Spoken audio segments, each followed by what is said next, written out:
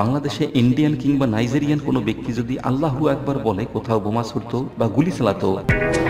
Live TV কথা বলে গণতন্ত্রের সত্য ও সঠিক পথের এবং মেহনতি মানুষের। বিসমিল্লাহির রহমানির রহিম। সুপ্রিয় দেশবাসী, আসসালামু আলাইকুম, শুভেচ্ছা। আজকের ভিডিওটির মাধ্যমে আপনারা জানতে পারবেন ভারত পাকিস্তান যুদ্ধের সত্যতা।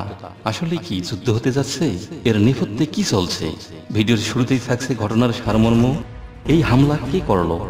ভারত পাকিস্তান যুদ্ধের সম্ভাবনা কতটুকু? বিশেষজ্ঞরা কি ভাবছেন? এই ঘটনা বাংলাদেশে ঘটলে কি হতো? বেছে বেছে হিন্দুদের মারলো কেন? সর্বোপরি আমাদের মতামত এবং যুদ্ধে সফল হবেন কিভাবে তার কৌশলগত পরামর্শ। তো শুরুতেই থাকছে ঘটনার সারমর্ম। 2025 সালের 22 এপ্রিল জম্মু কাশ্মীরের শান্ত পাহালগাম উপত্যকায় বিকেল নাগাদ বৈশারণ ভ্যালিতে সশস্ত্র বন্দুকধারীরা পর্যটকদের একটি দলকে লক্ষ্য করে গুলি চালায়। মাত্র 10 মিনিটে বদলে যায় দৃশ্যপট। নিহত হন 26 জন, আহত হন আরো অনেকে। শিশু থেকে বৃদ্ধ কারো জীবন নিরাপদ ছিল না। যারা ঘটনাস্থল থেকে বেঁচে ফিরেছেন তারা বলছেন এটা যেন সিনেমার থেকেও ভয়ানক। এই হামলা কে করলো? এই ঘটনার দায় স্বীকার করেছেন পাকিস্তানের বহিষ্কৃত একটি নিষিদ্ধ সন্ত্রাসী সংগঠন লস্কর-ই-তৈয়বা। তাও আবার ওয়েবসাইটে। এই সংগঠনের কোনো সদস্য কিন্তু লাইভে এসে বলে নাই যে আমরা এই হামলা করেছি। ঘটনার 4 দিন পর অর্থাৎ 26 এপ্রিল সংগঠনটি দাবি করে যে তাদের ডিজিটাল প্ল্যাটফর্মে একটি সমন্বিত সাইবার অনুপ্রবেশ ঘটেছে এবং ভারতীয় গোয়েন্দা সংস্থাগুলি তাদের যোগাযোগ ব্যবস্থায় হস্তক্ষেপ করেছে। সংগঠনটি আরও দাবি করে যে এই অনুপ্রবেশের ফলে তাদের নাম ব্যবহার করে মিথ্যা বিবৃতি প্রকাশ করা হয়েছে। ভারতীয় নিরাপত্তা বাহিনী হামলার পরপরই ব্যাপক অভিযান শুরু করে, প্রায় 2000 জনকে আটক করে এবং সন্দেহভাজনদের বাড়িঘর ভেঙে ফেলে। তবে এখন পর্যন্ত লস্কর-ই-তৈয়বার কোনো শীর্ষস্থানীয় সদস্যদের গ্রেফতারের কোনো খবর পাওয়া যায়নি। এখন প্রশ্ন দাঁড়ায়, এখানে লস্কর-ই-তৈয়বা তারা দাবি করছেন যে আমাদের ওয়েবসাইট হ্যাক করে সেখানে মিথ্যা বিবৃতি প্রকাশ করা হয়েছে আর এটি ভারতীয় গোয়েন্দাদের কাজ। ধরলাম লস্কর-ই-তৈয়বা এই ঘটনা ঘটাইছে, কিন্তু এর দায়ভার তো আপনি পুরো পাকিস্তানকে দিতে পারেন না। ধরুন আপনার কোনো সন্তানকে আপনি ত্যায্যপুত্র করেছেন, বাড়ি থেকে বের করে দিয়েছেন।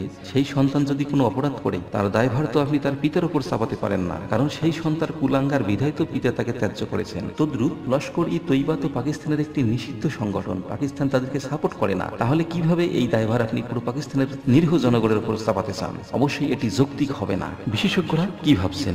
হামলাটি ঘটেছে 22 এপ্রিল, ঠিক একই দিনে যখন ভারত সাধারণ নির্বাচনের প্রথম দফার ভোট শুরু করেছে। অতীতেও রাজনৈতিক দলগুলো তাদের সমর্থন বাড়ানোর জন্য 2016 সালে ও 19 সালে উড়িতে এবং পুলওয়ামায় এরূপ ঘটনা ঘটিয়েছিলেন, বিশেষ করে কঠোর জবাবদানের মাধ্যমে সমর্থন আদায়ের চেষ্টা। কেউ কেউ বলছে এটা রেলি রাউন্ড দ্য ফ্ল্যাগের মতো, বিপদের সময় মানুষ সরকারের পাশে এসে দাঁড়ায়। এই প্রেক্ষাপটে কিছু বিশ্লেষক বলছেন হয় এটি ব্যর্থ গোয়েন্দা ত্রুটি, নয়তো নিয়ন্ত্রিতভাবে ঘটতে দেওয়া হয়েছে রাজনৈতিক সুবিধার জন্য। আবার অনেকে মন্তব্য করেছেন যে নরেন্দ্র মোদীর দীর্ঘদিন ক্ষমতায় থাকার একটা কৌশলগত প্রচেষ্টাও হতে পারে। আবার সাধারণ জনগণের মধ্যে কেউ কেউ বলছেন বিগত দিনে বাংলাদেশে যে সকল অনাকাঙ্ক্ষিত ঘটনা ঘটেছে তার অধিকাংশই ইন্ডিয়ার বুদ্ধি, পরামর্শ ও কৌশলে হয়েছে, যা এই ঘটনার সাথে মিলে যাচ্ছে। এই ঘটনা বাংলাদেশে ঘটলে কি হতো? বাংলাদেশে ইন্ডিয়ান কিংবা নাইজেরিয়ান কোনো ব্যক্তি যদি আল্লাহু আকবার বলে কোথাও বোমা ছুড়তো বা গুলি চালাতো, এখানে ক্ষমতাসীন দল ডিরেক্ট বলতো এটা বিরোধী দলের কাজ কিংবা জামাত শিবিরের কাজ। কখনো তারা এভাবে ভাবতো না যে বাইরের কোনো দেশ এই ঘটনা ঘটাতে পারে।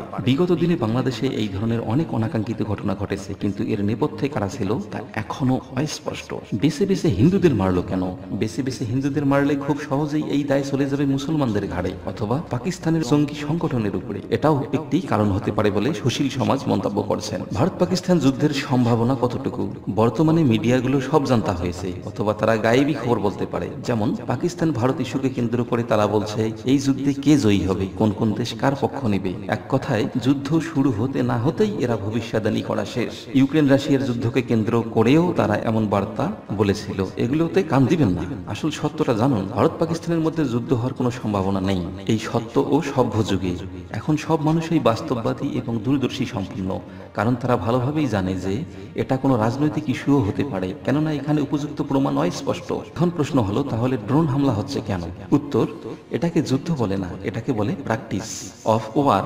অর্থাৎ তারা উভয় দেশই প্র্যাকটিস করছে এবং তাদের সাময়িক ক্ষোভ প্রকাশ করছে। কেননা প্রকৃতপক্ষে যদি এটা ভারতীয়দের রাজনৈতিক ষড়যন্ত্র হয়ে থাকে তাহলে তো জনগণকে দেখানোর জন্য এই প্র্যাকটিস চালাতেই হবে। তা না হলে তো ভারতীয় জনগণ বুঝতে পারবে যে এটা রাজনৈতিক চক্রান্ত। তবে মন থেকে যুদ্ধ করার মতো অনৈতিক সাহস তাদের নেই, কারণ তারা ভালোভাবেই জানে যে এতে লাখ লাখ সাধারণ মানুষের প্রাণহানি হবে, যা বিশ্ব মানবতার পরিপন্থী। এমনকি যুদ্ধ বাদলে পরবর্তীতে জাতিসংঘ থেকে এদেরকে বহিষ্কৃত করা হতে পারে, কারণ জাতিসংঘের মহাসচিব চীন, রাশিয়া, যুক্তরাষ্ট্র সবাই যুদ্ধ করতে নিষেধ করছেন এবং বিষয়টি ভালোভাবে তদন্ত করতে বলছেন। তাই সব মিলিয়ে আমরা বলতে পারি যে যুদ্ধ হওয়ার সম্ভাবনা নেই, কারণ তারা উভয় দেশই মানবতার কথা বলে, উন্নয়নের কথা বলে। এমনকি জনগণের উন্নয়ন সাধনের জন্য বিভিন্ন দেশ পাড়ি দিচ্ছেন সাহায্য, সহযোগিতা ও পরামর্শের জন্য।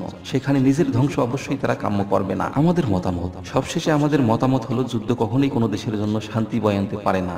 যুদ্ধ হলো দুর্ভিক্ষের প্রতীক। এই সভ্য ও সচেতন যুগে যুদ্ধ কারোই কাম্য নয়। একটু শান্তিতে বেঁচে থাকার জন্য পুরো পৃথিবী যেখানে লড়াই করছে, সেখানে যুদ্ধ ঘোষণা করে নতুন করে অশান্তি ডেকে আনা কোনো দেশেরই রাষ্ট্রপ্রধানদের উচিত হবে না। ধরলাম জঙ্গি হামলায় বা রাজনৈতিক কৌশলগত কারণেই হোক পাহালগামে 26 জন লোক নিহত হয়েছে, আর যুদ্ধ বাদলে 26 লাখ লোক যে নিহত হবে না এর কোনো অনিশ্চয়তা নাই। তাই বিষয়টি ভালোভাবে তদন্ত করে আসল দুষ্কৃতীদের চিহ্নিত করে আইনের আওতায় আনাই হবে বুদ্ধিমানের কাজ। আর যারা উস্কানি দিচ্ছেন যে কোন দেশ কার পক্ষ নেবে, আপনাদের যুক্তি ঠিক আছে, সব দেশেই পক্ষপাতিত্ব করবে, তবে দু দেশের ধ্বংসাবশেষ হওয়ার পরে, এর আগে কেউই পক্ষপাতিত্ব করবে না। যদি পক্ষপাতিত্ব করত তাহলে ইসরায়েল ফিলিস্তিনের যুদ্ধ যুগ যুগ ধরে চলে আসতো না, অনেক আগেই সমাপ্তি ঘটত। বাংলাদেশ পাকিস্তান যুদ্ধ দীর্ঘ 9 মাস হতো না, তার কারণ সবাই নিজ নিজ দেশের অভ্যন্তরীণ কোন্দল, অর্থনৈতিক সমস্যা সমাধানে ব্যস্ত। অন্য দেশকে নিয়ে মাথা ঘামাবার সময় কারো নেই। হ্যাঁ, মাথা ঘামাবে তখন যখন দেখবে যে এখান থেকে কোনো ফায়দা লুটা যাবে, এর আগে নয়। যেমন বাংলাদেশকে নিয়ে অনেক দেশেই মাঝে মধ্যে মাথা ঘামায়। যুদ্ধে সফল হওয়ার কৌশল বা সফল হবেন কিভাবে, চূড়ান্ত মতামত, যদি যুদ্ধ করতেই হয় তাহলে দু দেশেরই জনগণের ফুল সমর্থন লাগবে। কারণ আপনি যতই রাষ্ট্রপ্রধান হন না কেন, যুদ্ধ করবেন অবশ্যই দেশের জনগণের মঙ্গলের জন্য।